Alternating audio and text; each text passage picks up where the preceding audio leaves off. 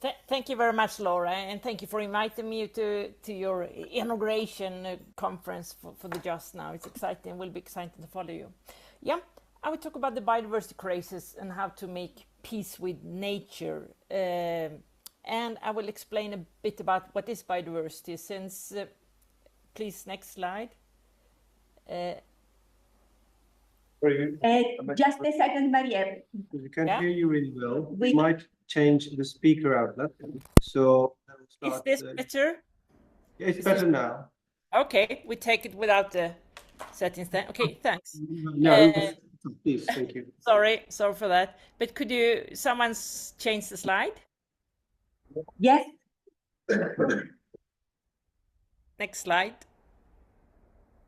Thank you.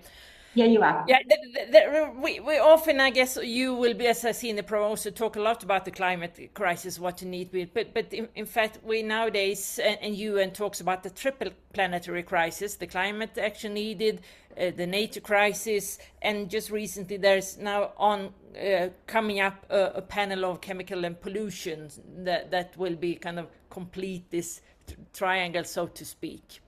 Next slide. Yeah, next. Thanks. And this is, you might see this was kind of drawn during the COVID, the pandemic, where there was talk that surely that was a real crisis. The world acted quickly, and the environmental scientists who said, well, please do the same with climate change. But also, this drawing shows that the biodiversity collapse will be an even greater problem to us. So while it's too often heard that kind of climate is the only big environmental challenge we face, sadly that's not the full truth. But we also need to take care of this the nature crisis that we're facing. Next slide, please.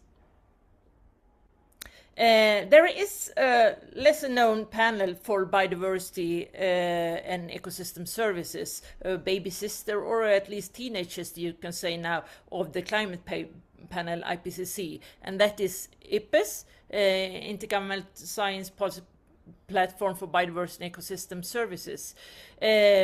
While IPCC has been acting for over 30 years, IPBES is about 12 years, and this is the first global report. You might know that IPCC has made the sixth assessment report, R6, but this is the first. It was released in 2019, and it talks, so the main message was that 1 million species are threatened with extinction because of humans, and that was a number of other messages as well. So I will base some of my talks on this from the results from IPBES, from the global assessment, but also from other assessments done within IPBES. Next slide, please. Well, this is kind of the rough summary that Antonio Guterres, the UN Secretary General, also summarized in his way: the biodiversity collapse, and we are certainly the losers. IPBES shows that life on Earth is deteriorating very fast worldwide, and all indicators of kind of the web of life are point in the wrong direction in terms of the global state of nature. And as ecologists and biologists describe, it's about biomes, ecosystem, species, varieties within species, and various breeds. Next slide, please. And the too familiar and sadly familiar hockey sticks that we see in other kind of environmental areas also show within biodiversity, and this is about various kinds of species, that we see how a quick decrease of the extinction risks in almost all of the various groups of species that we have. Next slide, please. It's not just species that it's in biodiversity, it's also about ecosystems, or kind of the living environments for species. And IPBES shows that it will dramatically reconfigure the fabric of life on planet. This is a picture from Malaysia, where you can see that the oil palm plantations in the kind of the foreground lots of other agricultural land, and the little nature that remain is on these steep slopes on the mountains in the middle.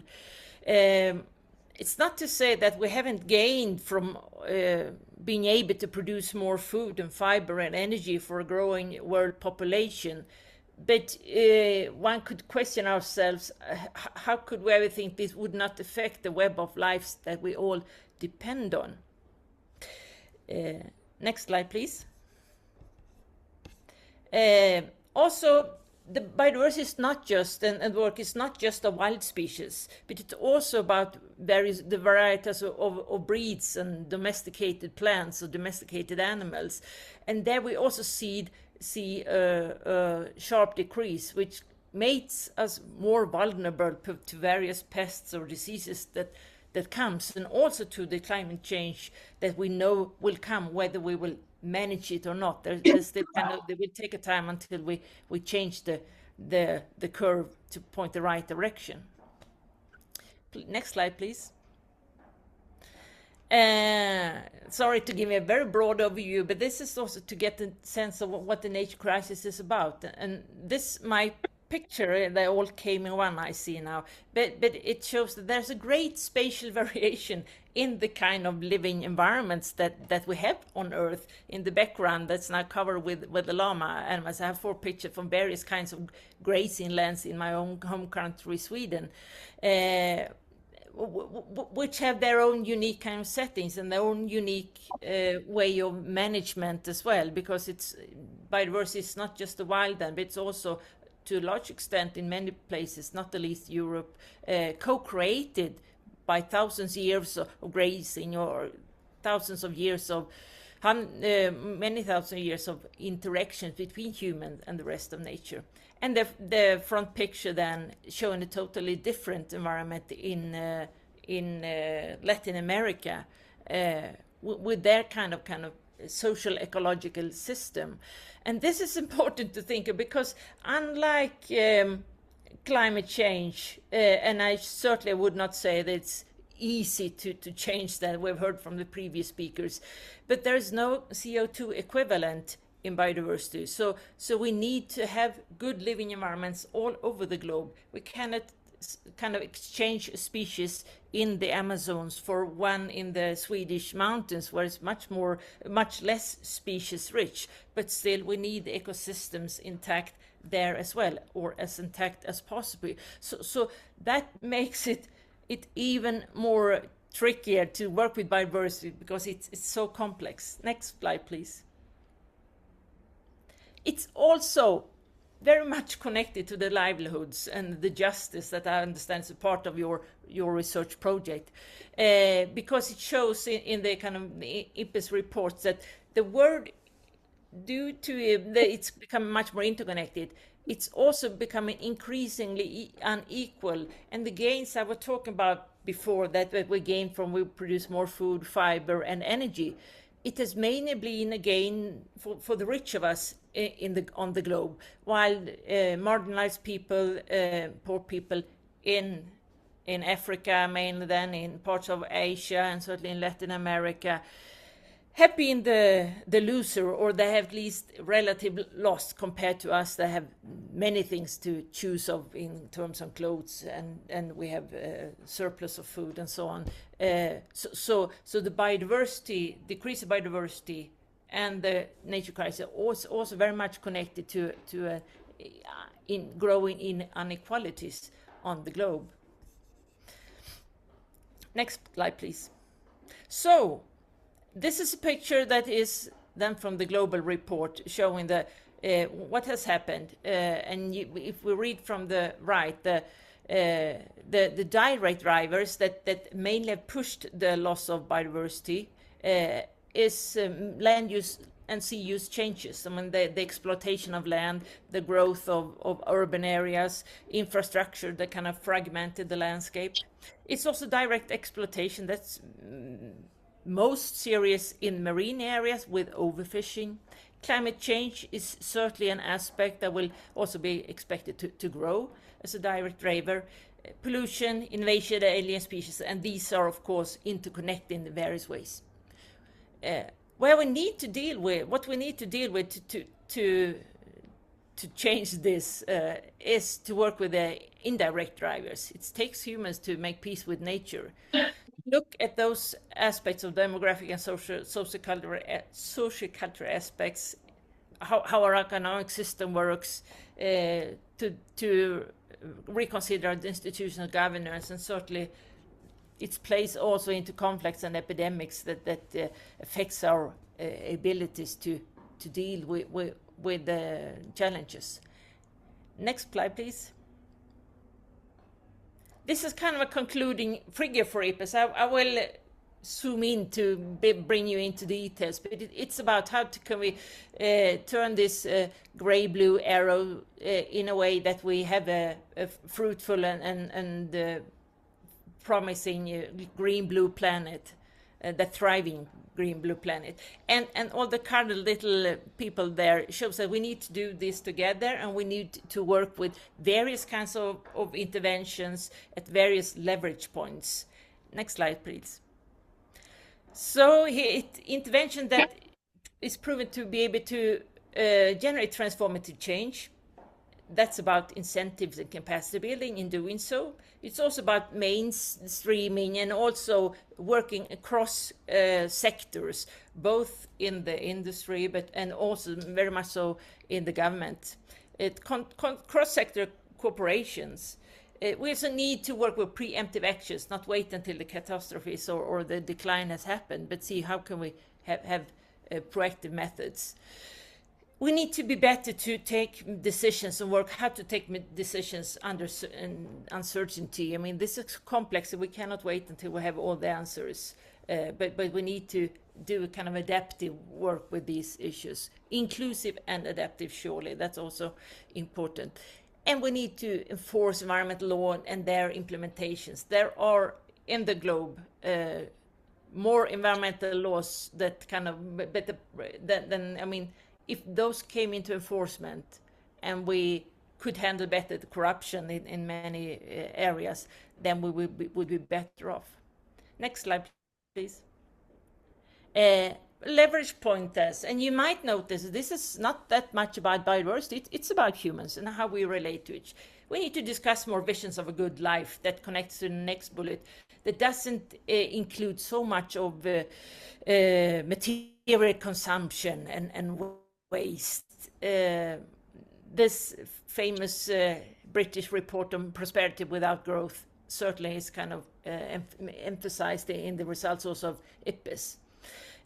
We need to bring forward the values we already have that could kind of enhance those perspectives. We need, as I said before, deal with the inequalities and bring justice and inclusion into conservation, because marginalized people, they don't not have much of a choice but keeping kind of destroying their living environments for making a living for themselves and children.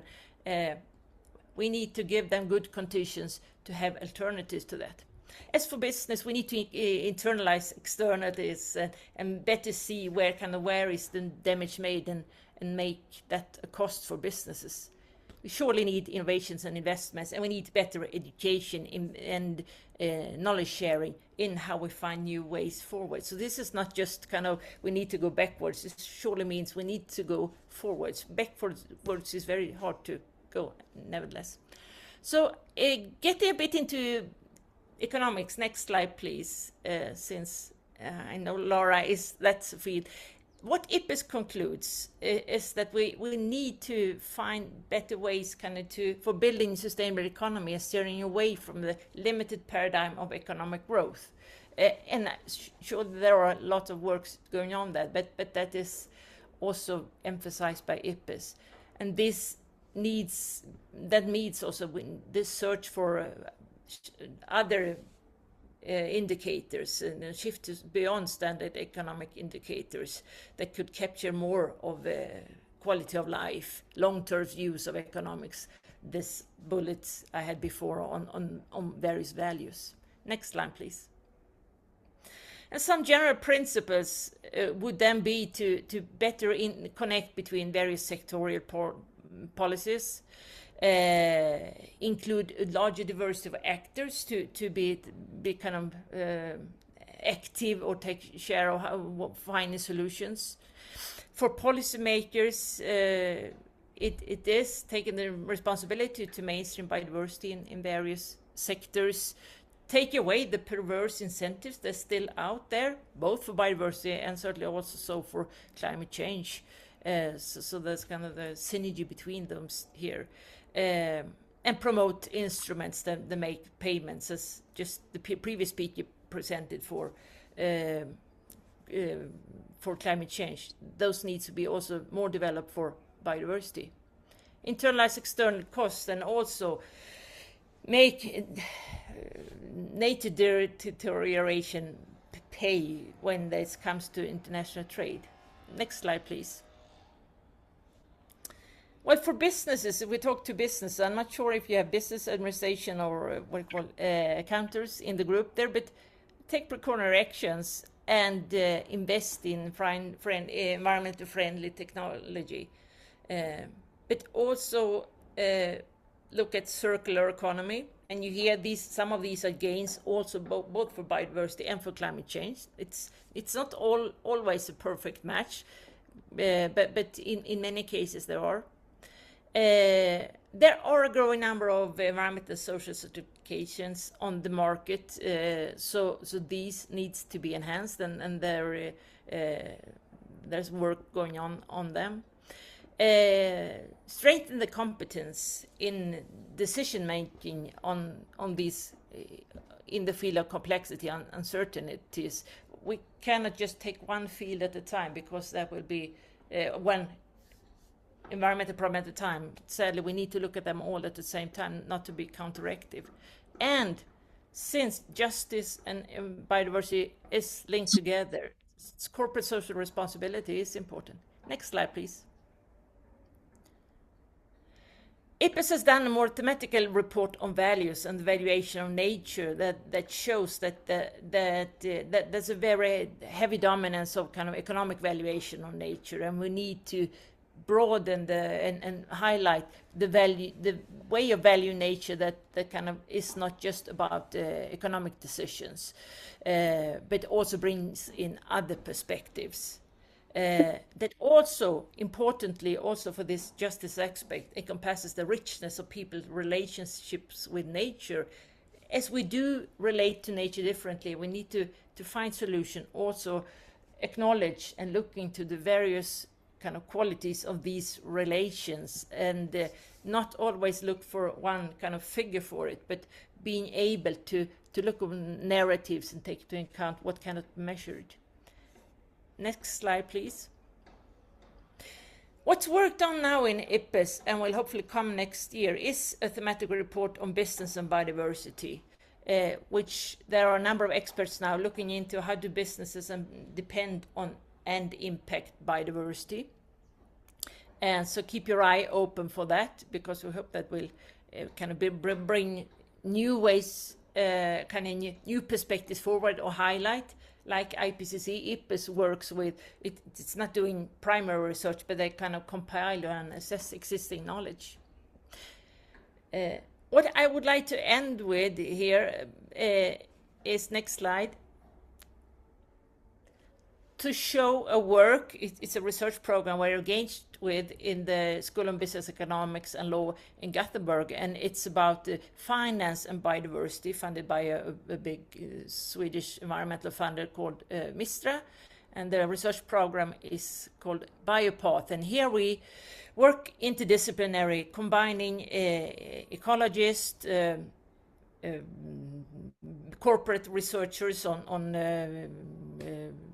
accounting, finance, and also political scientists and people from law, looking into the value chains, as you see in the middle there, see how that affects the biodiversity and kind of the globe that is the circle illustrates, but also then looking into, and together with 34 partners from various businesses, banks, insurance companies, authorities, how could biodiversity be kind of integrated in the measurements, in the way of working, in the organizations of the businesses, among primary producers, but also further down the value chains, also in the financial institutions, and how that, and then also in the norms and regulations that come from the authorities.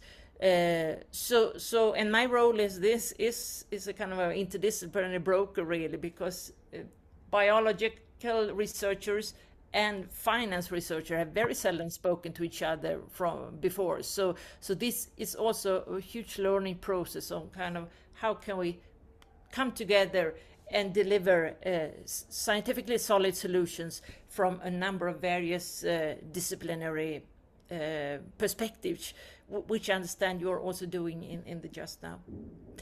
Thank you.